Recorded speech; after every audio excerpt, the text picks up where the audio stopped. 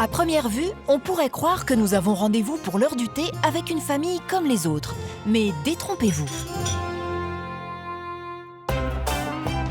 Les Cagnat vivent dans un vestige du Moyen-Âge. Un château du XVe siècle situé en plein cœur de l'Aveyron. Et leur quotidien est pour le moins insolite. Ici, les parents élèvent des daims et les enfants distillent du whisky. Il y a un effet millésime, ouais, il sera vraiment très bon. Bienvenue dans leur monde où agriculture et tradition se mêlent et se transmettent depuis 14 générations.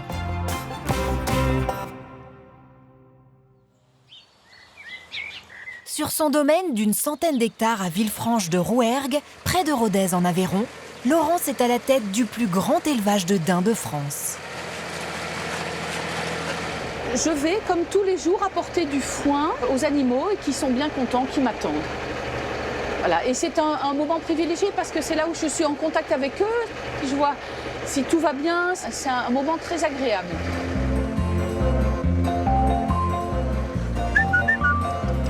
Venez, venez. Coucou. Là, ici, vous avez deux générations. Vous avez les femelles reproductrices qui sont pleines et les petits qui sont nés en juin. À 18 mois, les petits seront commercialisés pour les fêtes de fin d'année.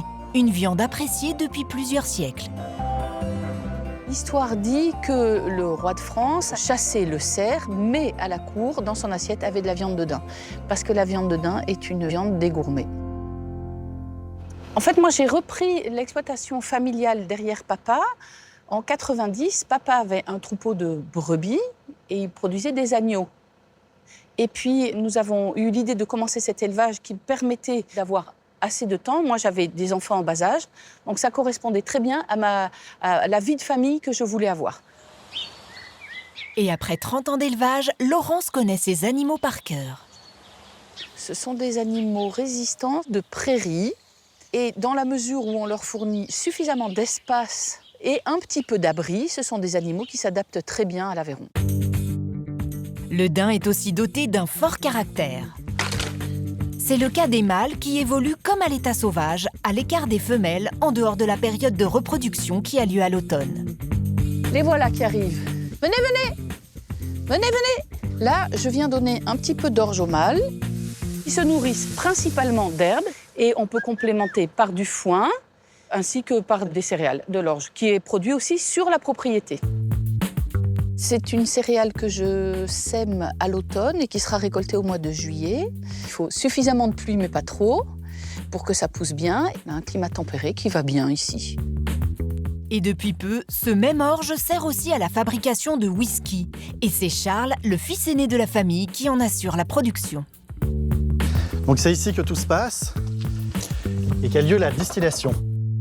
Cet alambic est un peu spécial. Il a été fait par la dernière entreprise qui fabrique des alambics en Armagnac. Donc il a été fait sur mesure pour la pièce, pour avoir cette forme courbée, semblable aux alambics écossais. C'est un objet auquel on est très attaché. Le mot alambic a été inventé par les Arabes. À l'origine, ils s'en servaient pour produire le khol, un fard à paupières destiné à protéger les yeux du soleil, ce qui donnera par la suite le mot alcool. Et pour fabriquer du whisky, il faut d'abord transformer l'orge en malt, puis le malt en bière. Et une fois que cette bière a été fermentée, on la met dans la chaudière de l'alambic, où on va la chauffer à ébullition. Les vapeurs d'alcool vont monter dans l'alambic, et c'est ici que va sortir l'alcool, donc aux alentours de 70 degrés, qui est alors transparent, mais c'est seulement de l'eau de vie de malt, c'est pas encore du whisky. Donc on est encore dans des arômes très fruités, fruits blancs, poires, pommes, et la rondeur, le côté un peu caramel du whisky viendra avec l'apport du bois. Il y a 5 ans, il a eu cette idée de distiller du whisky avec sa femme Barbara. Bon, je pense qu'on va aller goûter les prochains whiskies qui sortiront.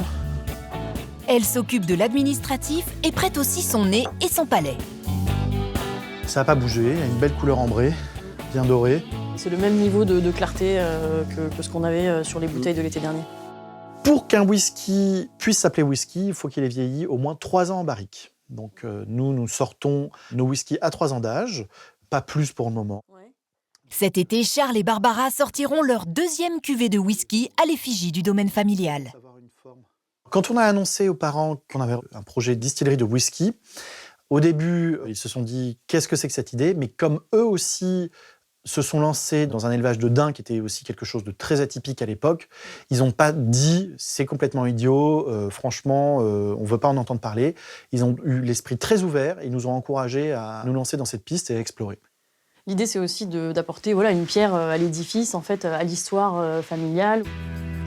En s'inscrivant dans l'activité familiale, Charles et Barbara représentent la 14e génération du domaine.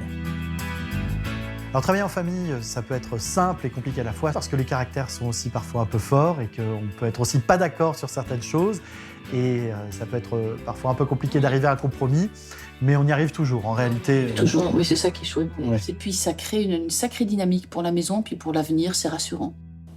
Ce qui nous fait plaisir, c'est de voir nos enfants s'intéresser à faire progresser la maison et ses terres.